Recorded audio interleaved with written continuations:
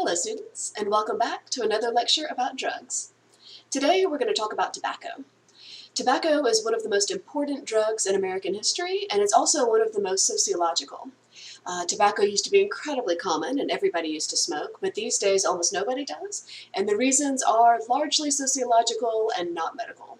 So today we're mostly going to talk about tobacco in its dried form in terms of the leaves that you dry out and then smoke that way, but we're also going to talk about vaping because it's a relatively recent invention, but it's one that's become very socially important.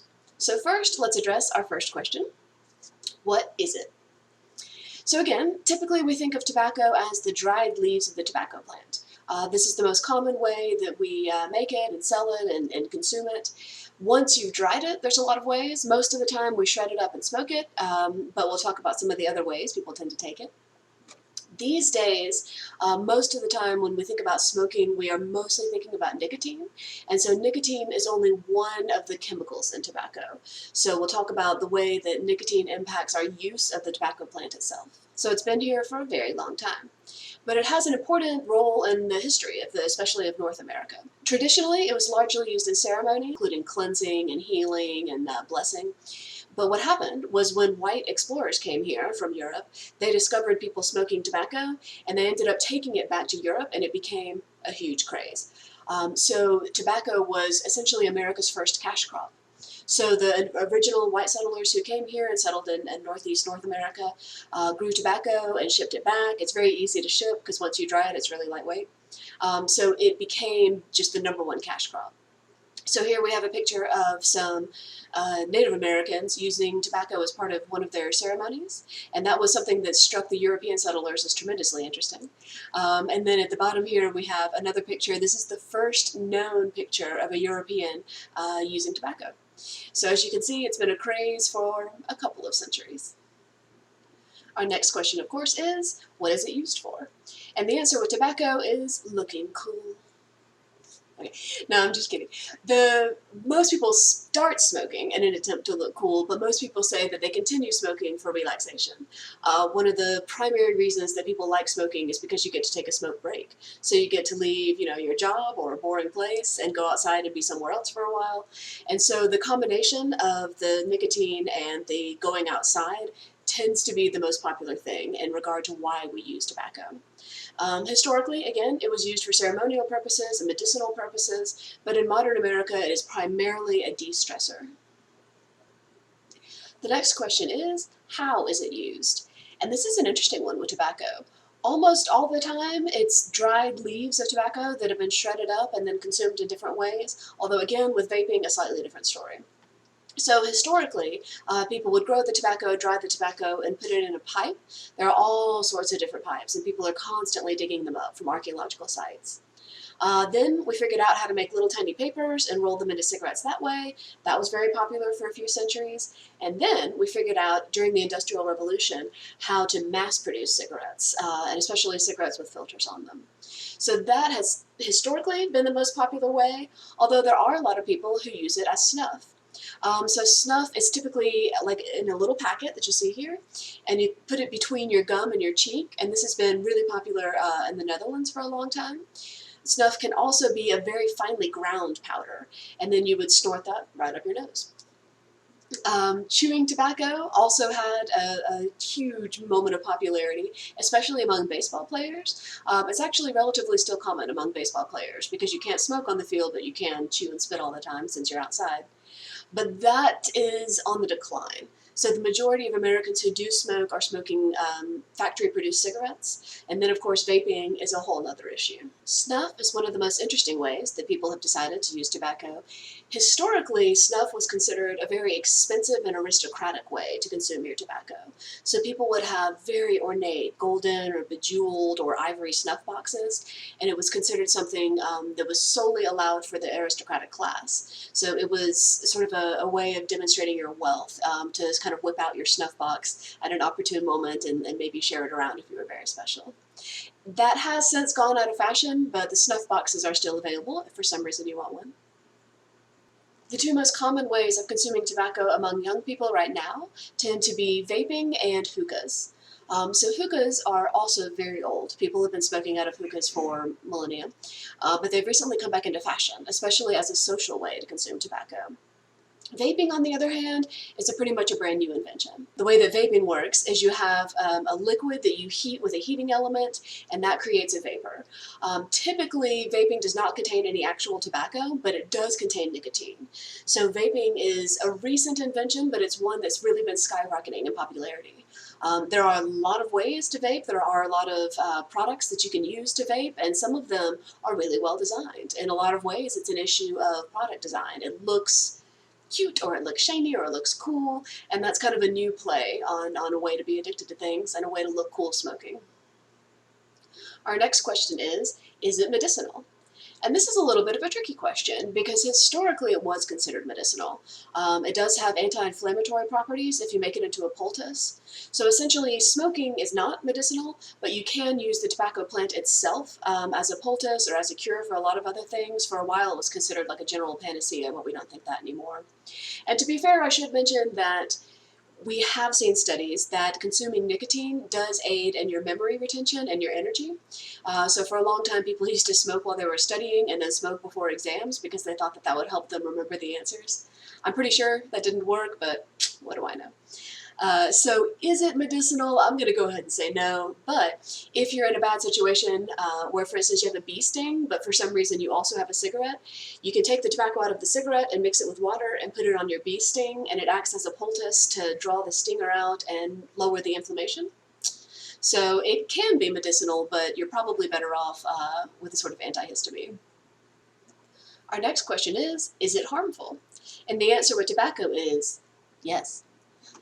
To be fair, we didn't really know that tobacco was harmful for a long, long time. We essentially started doing the studies on it and publishing the results of those studies in the 50s. So prior to that, a lot of doctors outright recommended tobacco. They used to recommend tobacco to pregnant women because it results in a lower birth weight, which can sometimes result in an easier delivery. And looking back on that now, that sounds ridiculous, but I think it's a great example of the way that we change our minds about drugs, especially the more that we learn about them. So the primary reason that tobacco is so harmful is twofold. Number one, the tar, it just literally clogs up your lungs. But number two, nicotine has a lot of damaging side effects. We know that smoking has really powerful side effects in regard to your heart and in your lungs. So let's look at a couple graphs. In this first graph, we're measuring tobacco use worldwide, but we're measuring it against alcohol and other drugs. So this data is from 2017, and the most important thing I think about this graph is the extent to which tobacco is much, much more harmful than these other drugs. As you can see, of course, alcohol is damaging and illicit drugs are damaging, but tobacco tends to be a bigger risk factor for more things. So the trick here is if we look at this second graph, it's not just that tobacco can be damaging for your lungs. You'll notice that lower respiratory infections are actually in third place here. Tobacco and nicotine both can have damaging effects on your cardiovascular system. Nicotine can aid in the hardening of your arteries. We find that people who smoke a lot end up with several diseases sort of stacked on top of each other. So we end up with cardiovascular issues, respiratory issues, gastrointestinal issues. They tend to have a decreased immune response. You may have noticed that smokers in your life get sick more easily and stay sick longer. And again, that's twofold. In part, it's due to the damage in your lungs, and in part it's due to the damage that the nicotine has done to your immune system. So smoking is very dangerous on several levels, and that is something that we know now, and it's probably something that you were taught in school. You've probably seen a lot of anti-smoking ads, and that's some that we'll look at later. Our next question is it addictive? And once again, the answer is yes. Tobacco is, again, not inherently addictive, but nicotine sure is. Nicotine is often listed as one of the most addictive drugs available in the world right now. People often say that it's more addictive than heroin, although, we'll see. The problem with tobacco being so addictive is that it's also readily available, and for a long time it was socially acceptable. So if we look at a couple graphs, in this first graph, the National Institute on Drug Abuse has created a ranking of which drugs they believe the most people are the most dependent upon, and tobacco tends to be number one. So that doesn't necessarily mean that people have a harder time quitting tobacco than anything else. It just means that more people are dependent upon tobacco than any other drug. It's just that prevalent. In this next graph, you can see the way that very often people who we might consider from the outside to be addicted do not consider themselves to be addicted. That's a very common thing among addiction. So in this graph, we're looking at whether smokers in the United States consider themselves addicted. And you'll notice that it's pretty steady from 1990 up to 2012. About 70% of people say that they are addicted, and about 30% of people say that they're not. So it's hard to tell whether those people really are addicted and they don't know it, or whether those people aren't addicted and they're telling the truth. But we do know that nicotine is a highly addictive substance. In this final graph, we notice that people who try to quit smoking have a pretty low rate of success. And again, there is a sociological thing happening here. It's a very habit-forming sort of drug, but also the evidence shows that people who try to quit are often unsuccessful, which suggests that the addictive qualities of the drug are very strong indeed. Our next question is, who is addicted? And this is where it gets interesting. This is the part where it gets very sociological. So essentially, again, is nicotine addictive? Yes. But who smokes tends to be based on a lot of sociological factors. So we're going to go through each of them in turn and address the ways that the people who are addicted to smoking are typically socially different from the people who aren't. And just as a quick aside, this baby is no longer addicted to cigarettes. He became famous for kind of being a smoking baby, but apparently he's good now. The first category of people who are addicted to smoking that I want to address is an unusual one, and that's people who vape. As I mentioned, vaping is a relatively new invention and therefore a relatively new addiction. But I wanted to show you a couple of graphs that represent who the vaping population is, and this probably won't surprise you. So let's look at this first graph. This is a longitudinal graph from 1997 to 2018, and here they're tracking solely teens. And what they're interested in is whether teens are using traditional tobacco leaf cigarettes or whether they're using vapes. And as you can see here, for a long time, smoking was on the decline. And the public health messages were really working, the medical messages were really working, and we kind of thought that tobacco might be over, especially among young people. But then, in the 2010s, the electronic cigarettes, as we called them at the time, became really popular, and vaping took off, especially among teenagers. So as you can see here, vaping is extremely popular, but smoking of traditional cigarettes is on the way down. In this graph, we're looking at the reasons that teenagers list for why they started vaping. And again, I think this is sociologically interesting. For a lot of them, they were experimenting. That's a normal human impulse. That's an especially normal teenager impulse. But a lot of them, it was social. They wanted to have a good time with their friends. They were bored. They wanted to look cool. And then, of course, we end up with the people who want to relax. Again, a very common reason for people to smoke at all. The minority of people list being addicted to it. So we don't know, again, whether this is an issue of people not knowing they're addicted or not admitting they're addicted, but probably a few more teenagers are addicted to nicotine than think they are addicted to nicotine. The other really interesting thing about vaping is that it does tend to be more popular among young people than old people. So cigarettes have definitely gone out of fashion among young people. Most of the people who are still smoking are doing it because they started when they were teenagers. If you look at this graph on the right, e-cigarettes, again, I know we call them Juuls now, e-cigarettes are way more popular among high school students than they are among adults, and correspondingly, cigarettes are more popular among adults than vaping is. So even though vaping is different than traditional cigarette smoking, people who vape do tend to do it for the same reasons as people who smoke cigarettes. So what we're going to get into now is the sociological part. So we're going to talk about the ways that gender and wealth and education impact your likelihood to smoke, and then at the end we'll talk about why that might be. So let's start with gender. Here in our first graph, we can see that once again we're looking at a longitudinal study. This one is tracking the overall smoking rates of both men and women. What you'll notice here is that men are more likely to smoke than women. This is a trend that does continue worldwide. So if we look at this next graph, This is the percentage of men who smoke in each one of these countries. The rate of men smoking more than women is a trend that continues worldwide. So in this first map, we're looking at the rate of smoking per country, and you'll notice that it does get very high in Russia and in China. We think, again, that this is social. For a long time in America, almost everybody smoked, and then we decided we shouldn't anymore. But currently, in other countries, they're still on the everybody smoke train. So it's a major cultural factor whether we believe that it's bad for you or whether we believe that it's like a tacky or a class issue. So in this map, we see that the rate of men who smoke is definitely different depending on what country you look at. And this map is the corresponding map, but for women. And what you'll notice in this graph is that the rate of smoking is much, much lower. There are fewer countries that are in that orange and red zone, and I'm going to flip back and forth between them for a second so you can see men who smoke, women who smoke. So in terms of gender, there's definitely a measurable difference. Next, let's look at race. So race has a huge impact on smoking, especially in America. So in this graph, we're looking at the difference between lifetime smokers, current smokers, and current frequent smokers. And what that means is, did you ever smoke in your lifetime, but you have since quit? Do you smoke currently, and do you smoke a lot?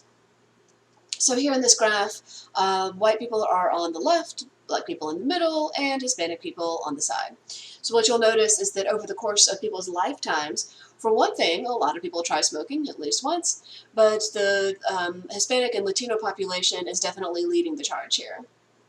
In regard to current smokers, we see a somewhat difference, but again, you'll notice that Hispanic smokers tend to sort of be at the top of that. But in frequent smokers, what we see is that white people lead the charge. So that's an interesting thing. In this next graph, we're looking at what percentage of each population smokes, but this one has a few more categories. One of the things that hopefully you talked about in Social 101 is the way that we measure race and how essentially we're just making this up as we go. So if you look at these categories, you'll notice that we have a different category for Hispanic white and Hispanic non-white. And that's because we used to consider Hispanic people and white people the same thing up until the 90s when we suddenly decided they were different.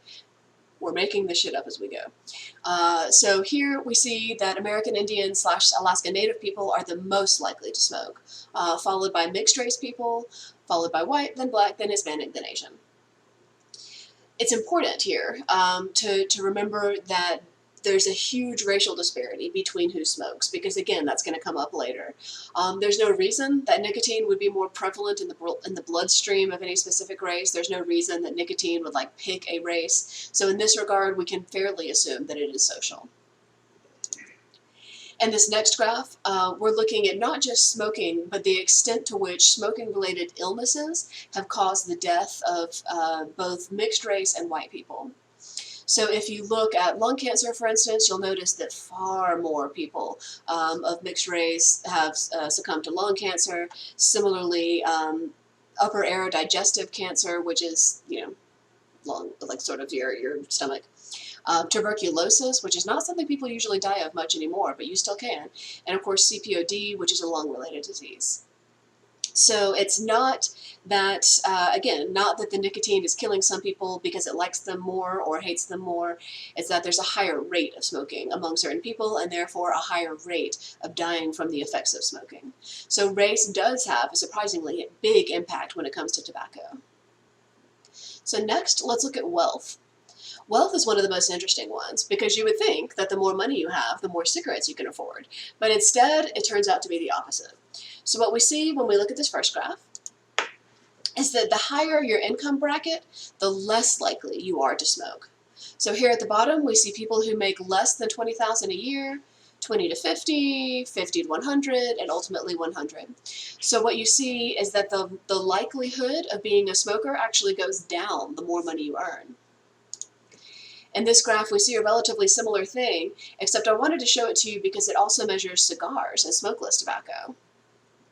So what we end up seeing here is pretty much the same. Cigarettes are most popular among people, adults, below the poverty level, and smokeless tobacco is, for some reason, a little bit more popular among people above the poverty level. Finally, this one is the same information but broken down into even smaller economic categories.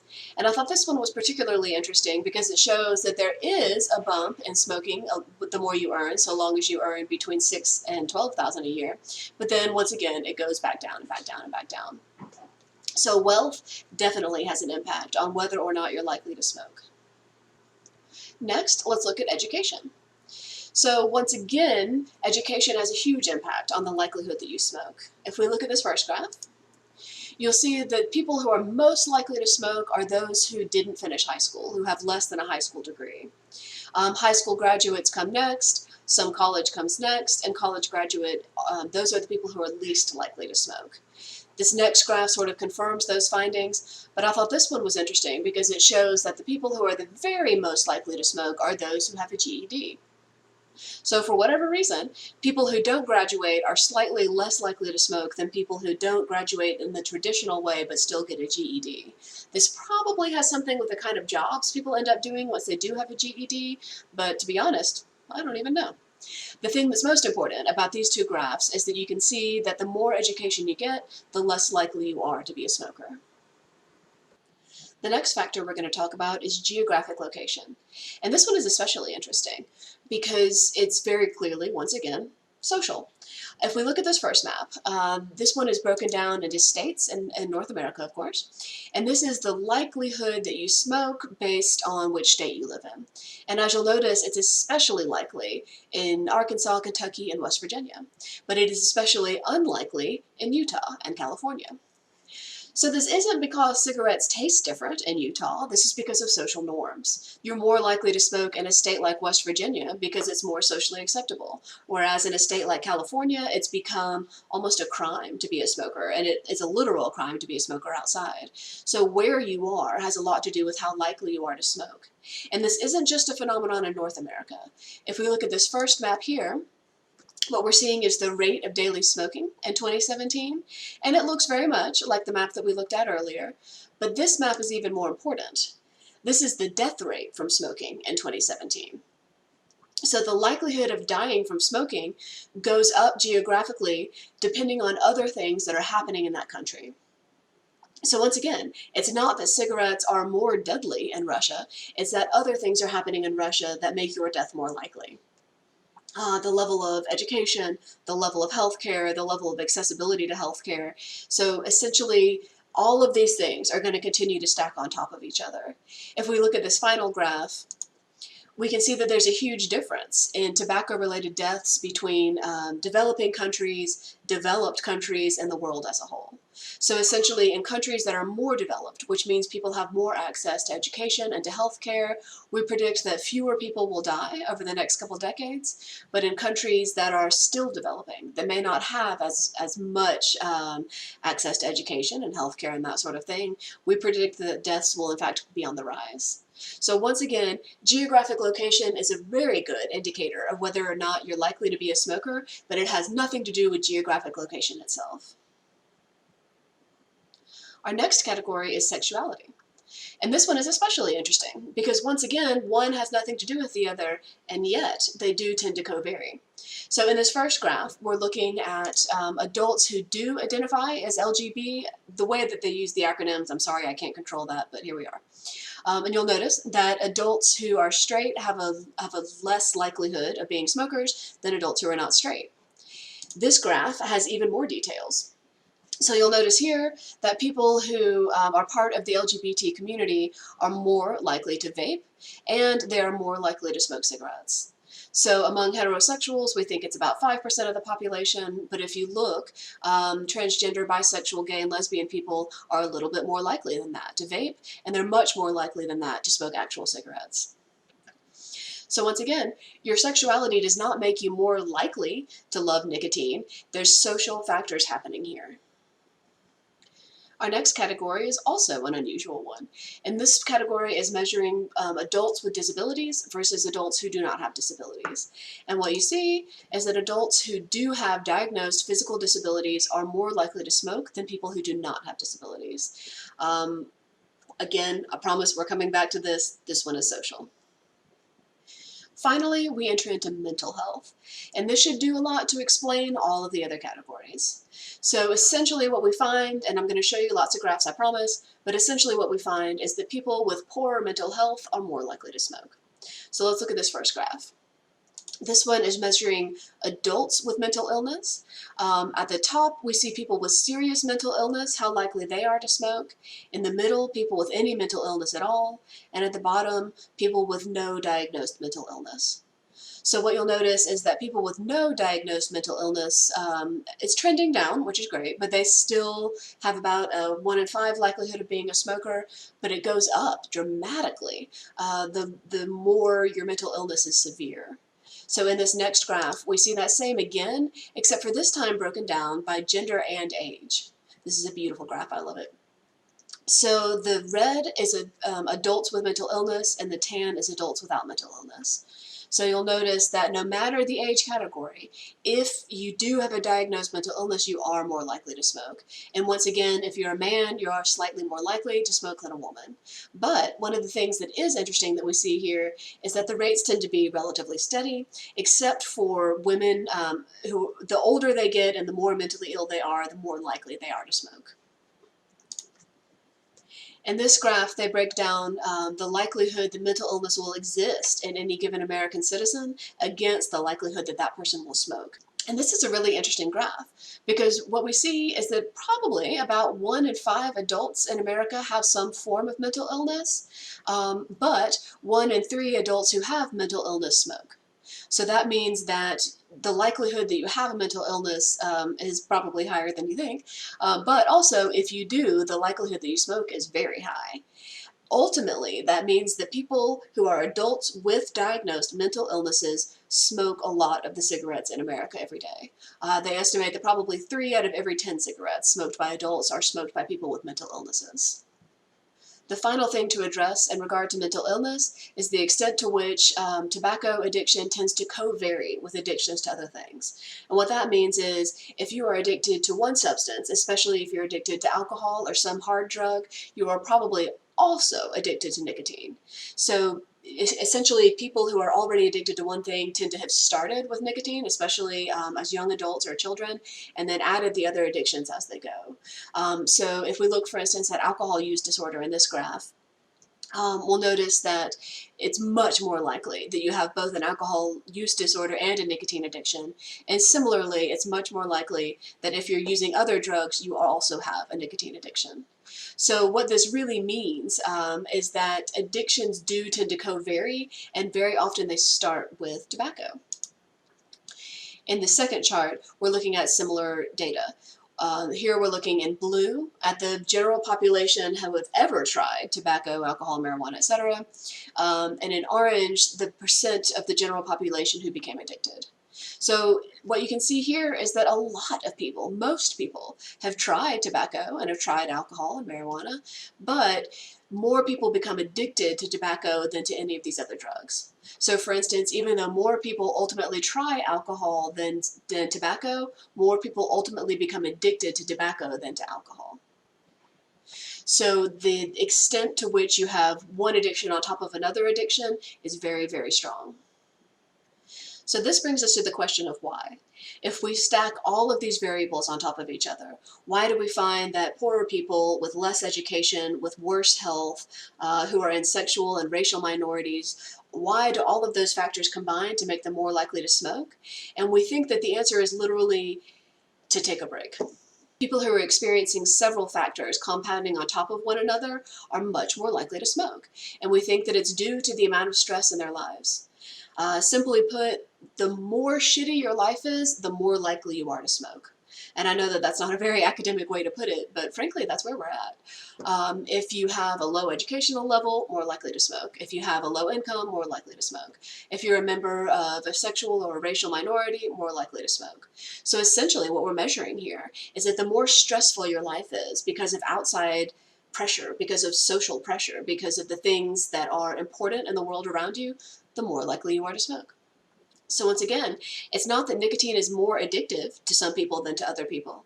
It's just that some people are more likely to want that break and to want that de-stressor and to want that like part out of their day where they can just relax. So nicotine is not an equal opportunity addiction.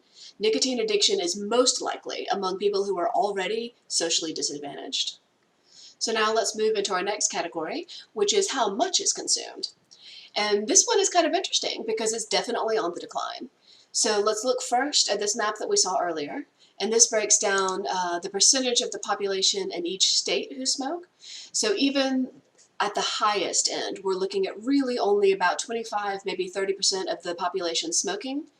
If we look at this next graph, this is measuring how many cigarettes each individual smoker smokes in a day. And again, it tends to be on the decline. The majority of smokers say that they smoke less than 1 pack a day. There are, generally speaking, 20 cigarettes in a pack. And the minority of smokers list themselves as smoking more than 1 pack in a day. So our consumption is down. Our next question is how much we spend on this drug. And the answer to this question is twofold. So first, we're going to talk about how much we spend buying cigarettes. And second, we're going to talk about how much we spend on healthcare costs related to cigarettes. So first, let's look at a map that says how much cigarettes are in your state. Here we can see that cigarettes do tend to be cheaper in states where tobacco is grown. And they also tend to be more expensive in states where they don't want you to smoke. A lot of states have really high taxes that are meant to act as a deterrent. Also, of course, cigarettes do tend to be expensive in places where they have to be shipped. So the deterrent that I was talking about is the tax that we place on the consumers who buy cigarettes. So essentially, with every pack of cigarettes you buy, you're paying what we call a sin tax. You may have seen this tax levied on alcohol and tobacco both. So if we look at this map, you'll notice that the tax you have to pay per pack of cigarettes does tend to vary hugely between the states. So these taxes are determined by each state. And what the state is supposed to do with that money is smoking cessation programs and programs that are designed to get teenagers to not smoke in the first place. So essentially, they can charge a little bit of extra money on top of each pack of cigarettes, and they're supposed to use that money to inspire the young people not to start smoking at all. This is very tricky because the tobacco industry is spending a lot of money on trying to get people to smoke. They're spending probably about $25 million a day on advertising. This is especially true with the advertising for vaping. So even though they're spending $25 million a day, as you see here, they're earning upwards of $20 billion a year, so they'll probably be okay. But once the state gets a hold of the money from those taxes, it does not always go where we thought it would go. In 2020, we estimate that states in America will bring in almost $27 billion on the taxes that are on a pack of cigarettes. Ideally, they're supposed to use this money for programs. They're supposed to use it for programs to help you quit or programs to help you not start in the first place. But as far as we can tell, they use about 2% of that $27 billion for those programs. So this is possibly not working the way that we thought it would work. The other factor, when we think about how much people spend on cigarettes, has to do with the sort of cycle it can create. So if we look at this next pictograph, what we see is that once you start smoking, you can enter into a very dangerous cycle. So for one thing, there is, of course, the cost of the cigarettes themselves. However, once you do start smoking, you end up with several health concerns. So you're more likely to miss work, which means you're less likely to make that income. You're more likely to die prematurely, which means that that'll impact your family negatively. You're more likely to get sick, which will raise your medical costs. So how much you spend on the pack of cigarettes does have a major impact on the rest of your life outside of the literal amount you spend. The second part of how much we spend on tobacco has to do with the amount that we spend on healthcare for smokers. So we don't hand out cigarettes in the hospital anymore, although that does look cool. The issue with how much we spend on healthcare for smokers is actually twofold. There's one argument that says we don't spend very much because they die early. There's another argument that says we spend more on them before they die than we should. So let's look at some graphs. In this first graph, we're looking at the healthcare cost for a smoker from their birth until their death. And again, you'll notice that it drops dramatically at about age 70. Sorry to say, that's not because they get more healthy, that's because they die. But once you're dead, your healthcare costs do go down. In this next graph, we're looking at the degree to which smoking creates lasting effects in terms of how much we spend on healthcare, even for people who essentially aren't us. So if we look at this graph, they're measuring the price of cigarettes versus the price of the healthcare you're going to need because of smoking those cigarettes. So ultimately, we spend close to $300 billion a year in healthcare costs associated with smoking. In this graph, we can see that a smoker's insurance tends to be way higher than a non-smoker's insurance. And once again, that's because we know about the health problems that smoking can cause. Another way to measure the cost of smoking, outside of the cost of cigarettes, is to measure the lost time and productivity. So when people go outside for smoke breaks, we tend to lose the money that they could have made if they were there working. When people get sick because they are smokers, they tend to spend more money on healthcare. And of course, if they really need to stay home from work because of their smoking problems, we end up with absenteeism. So in this graph, what they're trying to measure is the cost of smoking for an employee. This is like the money that you could have made if you weren't so busy smoking. And finally, one of the costs that we see associated with smoking is that it doesn't just impact the person who is smoking. Secondhand smoke is incredibly dangerous, and it has long been a real health problem. So in this graph, the CDC is suggesting that 2.5 million people have died since 1964 because of secondhand smoke. And this used to be a lot more common when you could smoke inside, and you could smoke at work, and you could smoke in front of your children.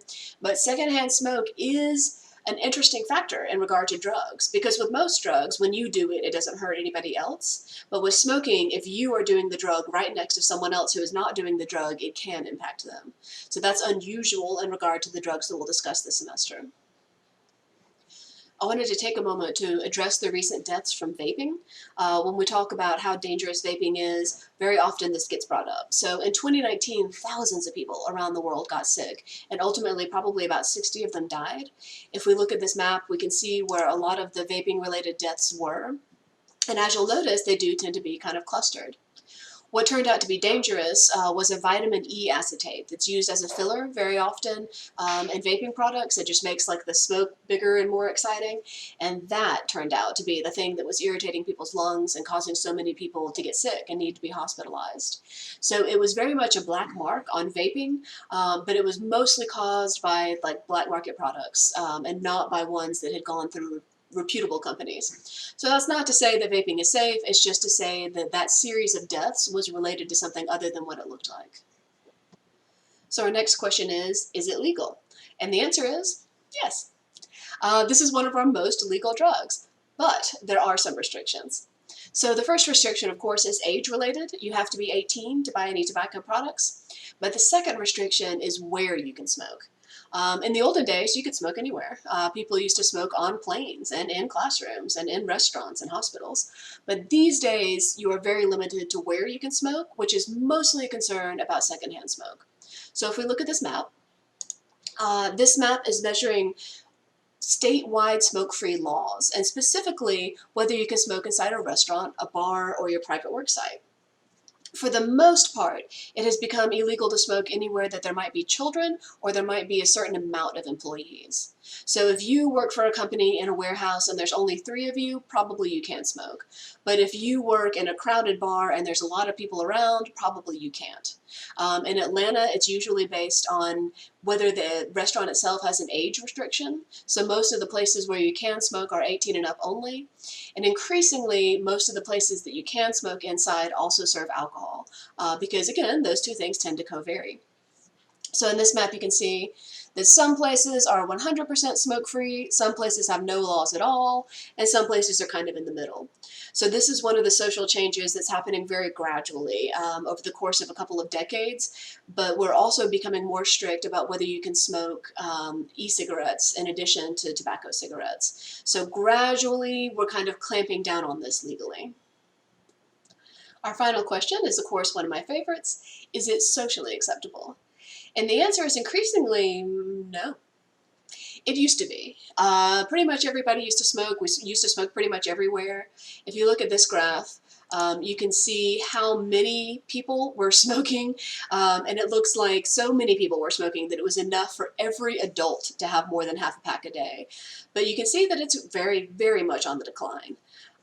In the olden days, cigarettes were so acceptable that doctors would recommend them, even to new mothers, because we simply didn't know the health risks. And then once we did know the health risks, it was still socially acceptable to smoke in some places. We used to have smoking sections in restaurants. As you can see in this picture, often they were based on some confusing reality where smoke didn't travel. I don't know. That part never made sense. But these days, we have essentially decided that smoking is bad. Growing up, you probably saw a series of ads like these that outright said that smoking would kill you, and smoking really was on the decline until we invented vaping. So is it socially acceptable? Not very much anymore. I think it's one of the most interesting drugs in that regard, because it used to be very socially acceptable to the extent that it was a status symbol. And these days, it's gone the other way. It is so unacceptable that it's only done by people who are already marginalized. So ultimately, tobacco is one of our most interesting social drugs because the way that we think about it changes over the course of time, and who smokes changes down to several sociological variables. So hopefully this is one of the drugs that you're not doing, and you're certainly not doing in the classroom. But it is one of our most interesting drugs from a sociological standpoint.